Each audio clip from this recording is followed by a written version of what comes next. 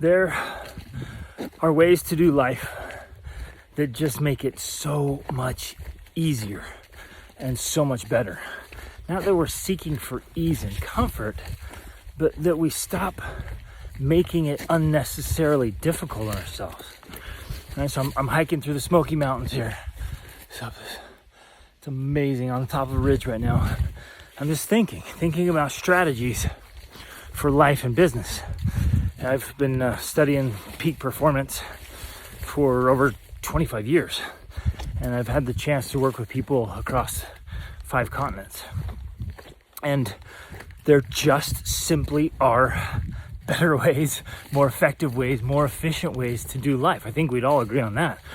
But we have to take an honest look at ourselves and our practices, our strategies, our habits, our mindsets, our attitudes, and our belief system, thinking like, what am I doing that's making it harder than it should be or could be?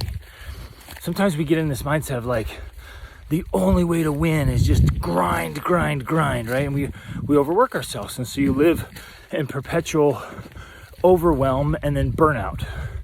And then, crash, forced recovery instead of taking strategic recovery. Or we work on things that always require us to be trading in business specifically, trading our time for money. What if instead you worked on a strategy, a project, an objective, a goal that you do the work once and then you get rewarded for it again and again? An easy example of this is writing a phenomenal book, right? You do all the research, you do the homework, you write a fantastic book. You can literally sell copies of that book for decades. And so you keep getting checks. Another one is to do all your homework and invest in something fantastic. Invest in another business, invest in real estate, invest in something that then you've done the work up front and now it just pays you again and again and again. Or a business strategy that's completely scalable, or you create it once and then you put it on what's called evergreen or autopilot, right? And it works for you. Of course, you got to keep touch points on all these things, but there's ways to make your life better and more enjoyable and to get rid of this strain and this grind and this struggle. But the same is true in your marriage. Are you investing in the right ways and in the right aspects of your marriage? There's investments you can make in your marriage that make marriage so much better. Like you can be just madly in love with your spouse for decades, instead of, oh gosh, marriage is so hard. Here's a perfect example. I see it all the time. Couples just constantly revisiting the same issue, the same problem. Goes away for a little bit, comes up again. Goes away for a little bit, comes up again. And it's perpetual. And so they've been doing it for 15, 20, 25 years.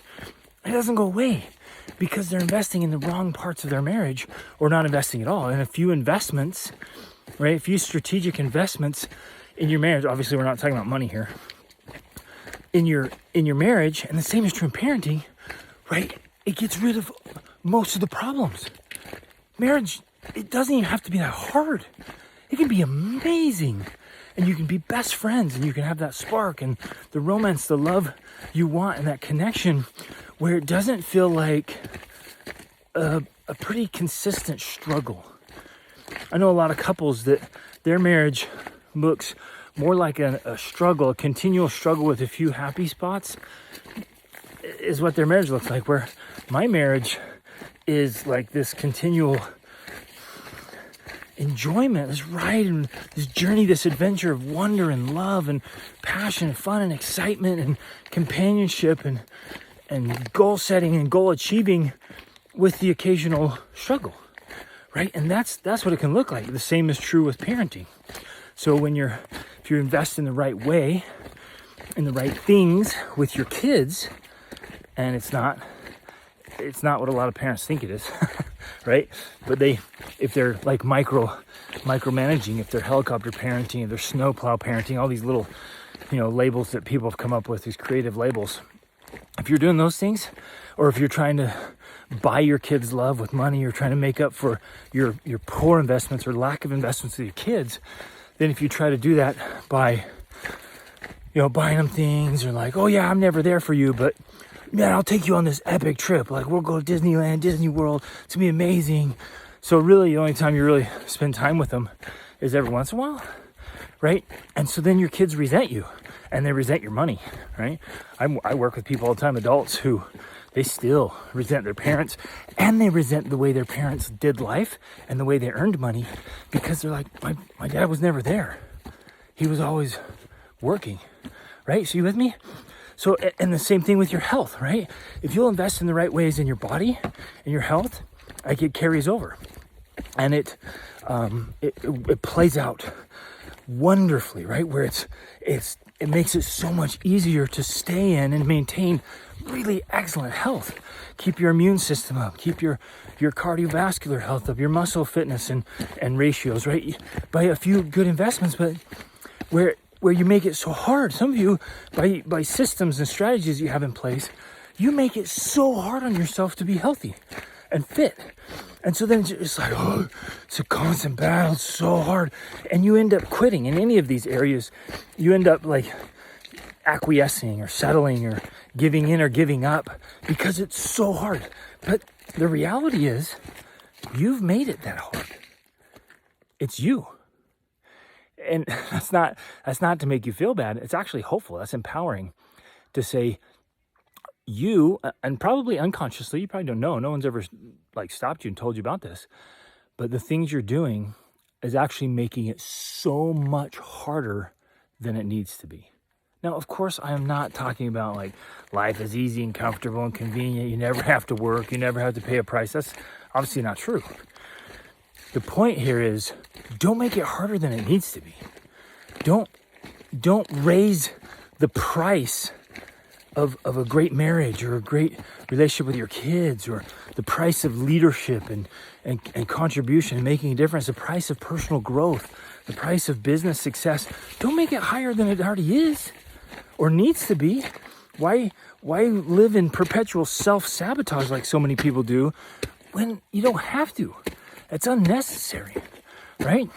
You can get this stuff in place. That's why, everything I do with like my Be the Man Masterclass and the coaching I do is always about holistic optimization, meaning you take every aspect of your life and you optimize it. And when you get optimized, what you're doing is you're making it as effective and efficient as absolutely possible. And in a sense, making it easier, right? So once you get a system set up, and you might have to pay a price, right? You'll have to give focus and attention and effort and hard work to high leverage activities, high leverage strategies. In other words, I'm going to give my best efforts to the most important work, not busy work, not going through the motions, like parenting, right?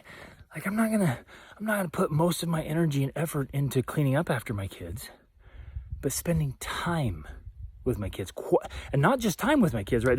There's a scale here. Not just time with my kids, but really quality, totally engaged time with the kids, where I'm not checking my phone, I'm not checking emails, I'm not thinking about work. I'm with them, I'm present, right? And that's what makes a difference. Oh, so right now I'm out here backpacking with 3 of my teams and their friends, right? And it's amazing, the connection to nature, the connection to each other, to the group, and my kids. And like, all of my kids have come up to me the last couple of days, just randomly come up and be like, man, Dad, I love you so much. And thanks for being such an awesome dad. You're the best dad in the world. This is so great. I love it. This is so fun. And I'm not telling you this to boast. I'm telling you this as an example of when you invest regularly in your kids and in the right ways, it shows up. It just works. And the same is true with every aspect of your life that you will lean into, particularly the high leverage points, and you optimize everything. So, like, please make this a priority. Make it absolutely vital take this principle and raise it to the top of your priority list. Make this be your highest value, that you optimize your life, that you work on high leverage points and objectives and goals, whatever, however you want to use the terminology. You focus on high leverage points that remove the extra unnecessary difficulty of each aspect of life. I promise, if you will give your best efforts, your best thoughts, your best energy, and that's like not giving it leftovers. You don't go out and like put your best efforts into busy work and running the errands and taking care of this and taking care of that. That's not, like most of you are like, oh, I'm so tired. You gave all your best thought and energy. So you're mentally tired, you're emotionally tired, you're spiritually tired, you're physically tired. And then try to give these things a little bit of a leftovers, right? There's a perfect example of making your life harder than it needs to be. So get yourself to bed. Too many of you are staying up too late. So get to bed so you can get up early. And in those early morning hours when you're fresh and alert, move your body, drink some water with some lemon juice in it, like activate your body, get going, get your mind alert and awake, like move, get the blood flowing, and then sit down. And in those early morning hours, give the most important aspects of your life and the high leverage points of the most important aspects of your life your best mental, emotional, spiritual, physical resources and your financial resources. Get really clear about this, lean into those things, and trust me, it can change the whole trajectory, the quality and outcome of your life if you will lean in like this. Otherwise, what happens? Well, you just keep going along in the same old grind. You keep making things harder than they need to be. You keep feeling overwhelmed and then burnt out. And you keep going along believing that, man, life is just such a grind. Marriage is a grind. Parenting is a grind. Geez, having teenagers is so miserable. It's actually not. Having teens, when you raise your teens right, and then yes, it's on you. When you raise your teens right, absolutely amazing. Absolutely amazing. Do whatever you have to do to get those leverage points with your teens, right? Do this in every aspect of your life and it will transform your life. Reach upward.